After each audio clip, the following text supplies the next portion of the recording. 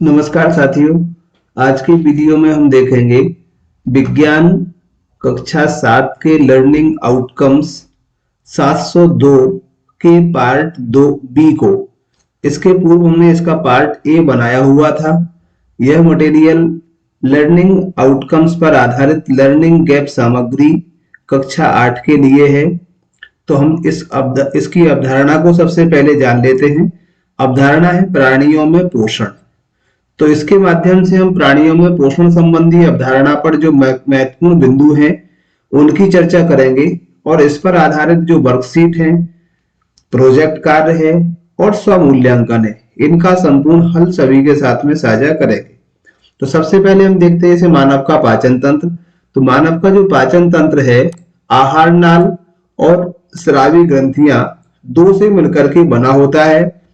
यदि आहार नाल के बारे में हम बात करें तो आहार नाल एक नलिकाकार संरचना होती है जो मुखगुहिका, ग्रसिका, आमाशय, क्षुद्रांत, बृहदांत्र तथा एनस या से मिलकर के बनी होती है। तो ये इसके मुख्य भाग है किसके? आहार नाल के।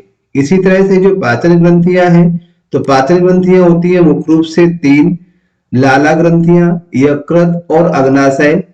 साथियों, लाला ग्रंथियां जो हमारे मुख गुहिका के अंदर होती है, जिनसे लार स्रावित होती है। तो इस तरह से यदि क्वेश्चन आता है कि आहार नाल क्या है, इसके मुख्य अंग क्या है, तो आहार नाल यानी पाचन तंत्र आहार नाल और ग्रंथियों से मिलकर के बना होता है। आहार नाल के भाग ये हैं और ग्रंथियों के प्रकार ये हैं। इतना इसका आंसर हो जाएगा। अब यदि हम प्रत्येक पार्ट के बारे में, प्रत्येक भाग के बारे में जाने तो हम जान लेते हैं। सबसे पहली होती है मुख एवं मुखगुहिका। यहाँ भोजन को चबाया जाता है और लाला ग्रंथियों से स्रावित होने वाली जो लार है उसको इसमें मिक्स किया जाता है भोजन में, मुखगुहिका में। दूसरी है ग्रसिका, कि निगला हुआ भोजन जो लाला ग्रंथियों के द्वारा लार मिक्सअप की गई है भोजन में, वो ग्रसिका के द्वारा क्रमाकुंचन गति के माध्यम से आमाशय तक पहुंचता है। तीसरा भाग इसका आ जाता है आमाशय। तो आमाशय क्या होता है? इसमें आमाशय एक थैलीनुमा संरचना होती है। इस आमाशय की आंतरिक दीवार पर HCl यानी हाइड्रोक्लोरिक अम्ल और अन्य पाचक रस स्रावित होते हैं जो प्रोटीन को सरल पदार्थों में विघटित कर देते हैं। यहां से प्रोटीन का पाचन होता है। तो यदि क्वेश्चन आता है कि प्रोटीन का पाचन कहां होता है, तो उसका आंसर होगा आमाशय।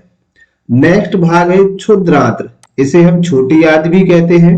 यह यकृत और अग्नाशय से स्राव प्राप्त करती है, यानी इसमें जो हमारी पाचन ग्रंथि है यकृत और अग्नाशय, इनसे जो स्राव होगा वो आएगा क्षुद्रांत्र में। और यकृत से निकला हुआ पित्तरस, अग्नाशय से निकला हुआ अग्नाशयिक रस कार्बोहाइड्रेट प्रोटीन पर क्रिया करता है। कार्बोहाइड्रेट को ग्लूकोज में और वसा को वसीय अम्ल और ग्लिसरॉल में बदलने का यह कार्य करता है। तो ये मुख्य रूप से इसका कार्य है। यहाँ क्षुद्रांत में मुख्य रूप से जो भोजन का पाचन होता है, मैक्सिमम पाचन हो जाता है अधिकांशतः। छोटी आंत की जो दीवार होती है, इस पर कुछ दीर्घ रोम यानी विलाई, इंग्लिश में कहेंगे विलाई, दीर्घ रोम या विलाई पाए जाते हैं जो कि भोजन के अवशोषण में मदद करते हैं। जो भोजन पचा है इस भाग तक आते आते उनसे एब्जॉर्प्शन होगा। एब्जॉर्प्शन या अवशोषण के बाद ऊर्जा प्राप्त होती है हमारे शरीर को, और यही जो पचा हुआ भोजन है यानी अवशोषित भोजन है, ये रुधिर के माध्यम से वाहिकाओं में चला जाता है और पूरी बॉडी को सर्कुलेट होता है। इसके बाद नेक्स्ट जो पांचवा भाग है बृहदांत्र।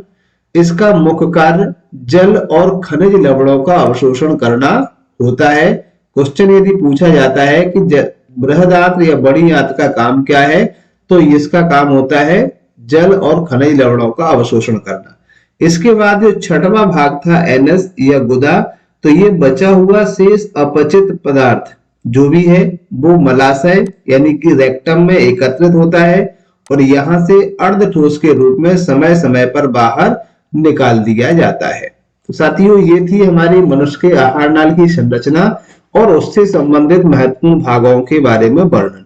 इसमें ये हमारे आहार नाल का डायग्राम भी पूरा बना हुआ है। तो इस तरह से हम इसका अध्ययन भी कर सकते हैं और इसकी लेवलिंग की प्रैक्टिस भी कर सकते हैं। अब हम देखते हैं जंतुओं में पाचन कैसे, यानी घास खाने वाले जंतुओं में पाचन। तो जुगाली करने वाले जंतु जो होते हैं उन्हें रूमिनेंट कहते हैं। इनके आमाशय में 4 भाग होते हैं। क्वेश्चंस केवल यही आता है कि जो मनुष्य का आमाशय है वो 3 भागों का बना होता है और जुगाली करने वाले जंतुओं का आमाशय 4 भागों का बना होता है। इसमें रूमेन में भोजन आंशिक पाचन होता है। जो रूमेन वाला भाग है उसमें स्लाइड कुछ कम मात्रा में यानी थोड़ा बहुत पाचन होता है, जिसे जुगाल कहते हैं। परंतु बाद में जब उसके गोलक या पिंडक बन जाते हैं, ये पुनः मुख में आते हैं और जो पशु है वो आराम से इनको चबाता है। तो ये इसीलिए चौथा भाग इसका होता है।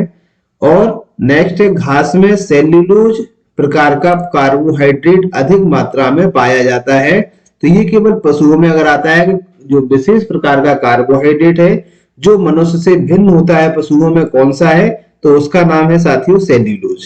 रूमेन में सेल्यूलोज का पाचन करने वाले जीवाणु पाए जाते हैं। जो इकट्ठा होता है भोजन आंशिक रूप से पाचन होता है रूमेन में। इसमें एक विशेष प्रकार के जीवाणु पाए जाते हैं जो यहाँ पाए जाने वाले कार्बोहाइड्रेट का पाचन करते हैं।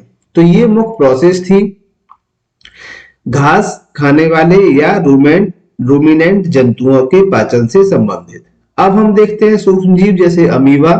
तो अमीबा में कैसे पाचन होता है, अमीबा में संभरण यानी कैसे जो भोजन को पकड़ते हैं और कैसे उसका पाचन करते हैं। तो अमीबा पदाव, इसे इंग्लिश में स्यूडोपोडिया या हिंदी में दूसरा नाम कूटपाद भी होता है, इनकी सहायता से होता है। कूटपाद का मतलब है झूठे पैर, मीन्स जिधर इन्हें चलना होता है उसी ओर इनमें अवास्तविक पैर का निर्माण हो जाता है। इनके माध्यम से जो खाद्य पदार्थ हैं उनको पकड़ करके ये पाद लेके आते हैं और वही फूड वैक्यूल्स यानी खाद्य धानी में फंस जाते हैं। खाद्य धानी में पाचक रस पाया जाता है जो इन पर क्रिया करके उसे पचाता है और धीरे धीरे उसका अवशोषण भी कर लेता है। जैसे हम यहाँ देख पा रहे हैं कि ये भोजन का पीस है कोई, ये भोजन यहाँ बाहर से कहीं से मिलता है, तो ये साइड में हमने देखा कि ये कूटपाद इसके बन गए या पदार्थ का निर्माण हुआ और जैसे ये अंदर चला जाएगा तो एक तरह से फूड वैक्यूल्स खाद्य धानी का निर्माण उसके आसपास चारों तरफ से हो जाएगा और धीरे धीरे पाचक एंजाइम स्रावित होकर के वो इसे नष्ट पचा लेंगे। तो ये थी साथियों इसकी अवधारणा। अब इस पर आधारित हम लोग देखते हैं वर्कशीट क्रमांक 1 इसकी। तो वर्कशीट क्रमांक 1 के जो मेन प्रश्न है, पहला है मानव के पाचन तंत्र में मुख्य भाग क्या होते हैं। तो सबसे पहले मैंने बताया था कि पाचन तंत्र में केवल 2 भागों से मिलकर के बना होता है, आहार नाल और पाचक ग्रंथियां। आहार नाल के हमें उन 6 भागों के नाम लिख देना है और पाचन ग्रंथियों में उन तीनों ग्रंथियों के नाम लिख देना है। दूसरा प्रश्न है पाचक रस स्रावित करने वाली ग्रंथियां कौन सी हैं। तो ये 3 ग्रंथियां मुख्य रूप से हम यहाँ पर लिख दें। प्रोटीन का पाचन किस भाग में होता है, तो जैसा कि क्वेश्चन आया हुआ था अवधारणा में, आमाशय वाले भाग में होता है।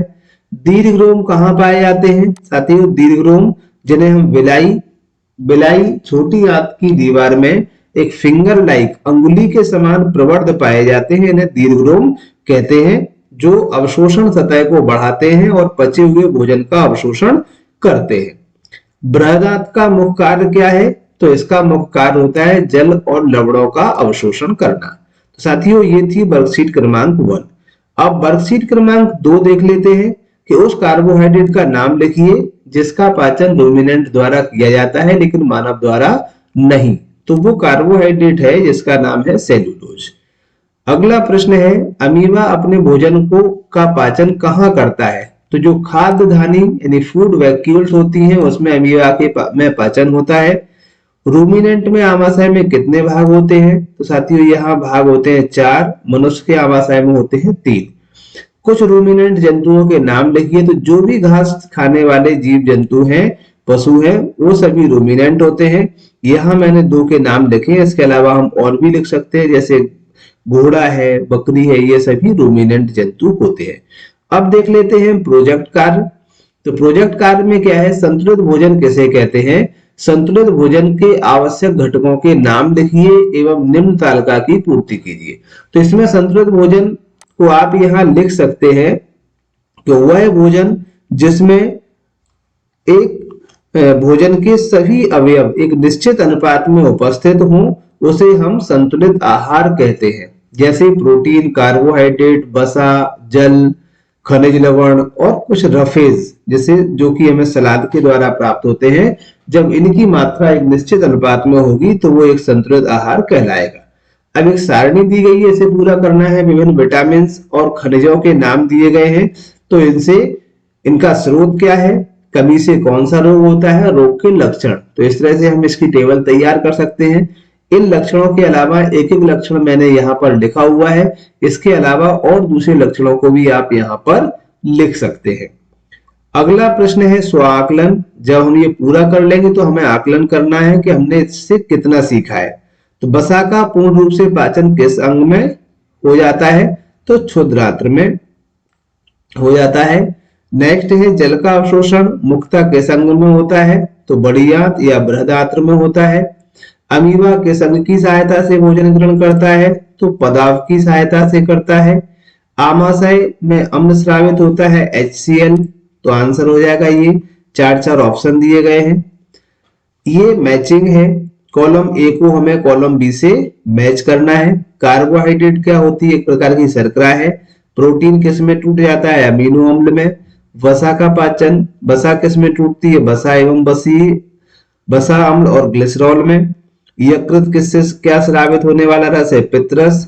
और अग्नाशय से स्रावित होने वाला है अग्नाशयिक रस। साथियों इस तरह से हम इसकी मैचिंग कर सकते हैं। इसके बाद कुछ डायग्राम से संबंधित है, जैसे मानव का पाचन तंत्र का नामांकित चित्र बनाइए। तो यहाँ जो देख पा रहे थे उसमें नामांकन नहीं था, अमीबा का भी बनाना है।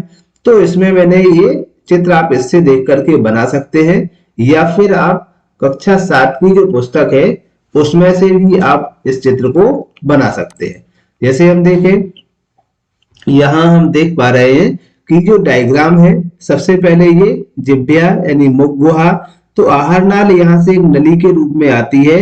ये मुख पीछे की ओर ग्रसिका में खुलता है। ग्रसिका ये एक नली के समान संरचना है जो आगे जाकर के आमाशय में खुलती है। आमाशय एक थैलीनुमा संरचना होती है। आमाशय और आगे जाता है तो यहाँ पर जो खुल जाता है छोटी आंत में। छोटी आंत एक पतली नलिका नुमा संरचना है, जहां ये बीच में हम देख पा रहे हैं यहाँ भरी हुई है सभी ये, तो ये छोटी आंत है। बड़ी आंत जो होती है ये आपकी ये है। यहाँ ध्यान रहे कि जो बड़ी आंत है, बड़ी आंत की लंबाई लगभग 1.5 मीटर होती है और छोटी आंत की लंबाई होती है 6 मीटर। तो यहाँ लंबाई नहीं, केवल उनका जो डायमीटर है उसके आधार पर इसे छोटा और बड़ा नाम दिया गया है। तो आमाशय खुलता है छोटी आंत में। छोटी आंत यहाँ पर, ये बड़ी आंत में यहाँ पर खुलती है छोटी आंत। इसे छोटी आंत और बड़ी आंत जहां मिलती है उस पर एक परिशेषिका अपेंडिक्स जैसे हम कहते हैं ये पाया जाता है, वर्मीफॉर्म अपेंडिक्स। अब यहां से बड़ी छोटी आंत में के भी पार्ट है और बड़ी आंत के भी भाग होते हैं। इसमें अपन कोलोन कहते हैं, कोलोन, सीकम और रेक्टम। अब कोलोन जो है असेंडिंग, ट्रांसवर्स और डिसेंडिंग और कर्व। कोलन जो होती है, कोलन के 4 भाग होते हैं। ऊपर जाने वाली एक तरह से समानांतर इस टाइप से हो जाती है, फिर नीचे और कर्व, तो 4 भाग हो जाते हैं। और ये जो कर्व कोलोन है ये पीछे जाकर के रेक्टम में खुलती है और रेक्टम से बाहर। तो इस तरह से ये इनके जो लेबलिंग है, मेन लेबलिंग हमें करना है इसकी। जैसे हमने लिख दिया यहाँ जिह्वा की जगह मुख भी लिख सकते हैं, केवल इसको मुंह को करें लेबलिंग। नेक्स्ट ग्रसिका, ग्रसिका के बाद आमाशय, क्षुद्रांत, बृहदांत, ये अग्नाशय, यकृत और लीवर, ये हो गया आपका वो पित्ताशय। इतना आप लेबलिंग इसकी कर सकते हैं। जो हमने इसके पार्ट लिखे हैं केवल उन्हीं की लेबलिंग हमें करना है। इसके बाद हम देखते हैं अमीबा का डायग्राम जो हमें बनाना है अगले क्वेश्चन में। तो अमीबा का इस तरह से डायग्राम बना देंगे। ये बाहर की ओर निकले हुए हैं, ये है कूटपाद, तो हम केवल ये लेबलिंग कर सकते हैं कूटपाद। मध्य में होता है केंद्रक और ये फैट ड्रॉपलेट्स, बस ये कुछ बिंदु हैं और ये फूड वैक्यूल्स। केवल 4 की लेबलिंग हम अमीबा में कर सकते हैं। तो इस तरह से आप अपनी वर्कशीट को पूरा कर सकते हैं। तो साथियों ये थी एक महत्वपूर्ण जानकारी लर्निंग गैप आउटकम्स के आधार पर जो दिया गया सामग्री है उसकी। फिल या सॉल्व वर्कशीट। आगे भी इसी तरह के वीडियोस देखने के लिए चैनल से जुड़े रहें। चैनल को सब्सक्राइब करें। यदि वीडियो पसंद आया हो तो लाइक करें और साथियों तक शेयर करें। इस वीडियो को बच्चों तक जरूर पहुंचाएं जिससे उनकी समय रहते हुए प्रतिभा पर्व की तैयारी हो सके। वीडियो देखने के लिए सभी साथियों का धन्यवाद।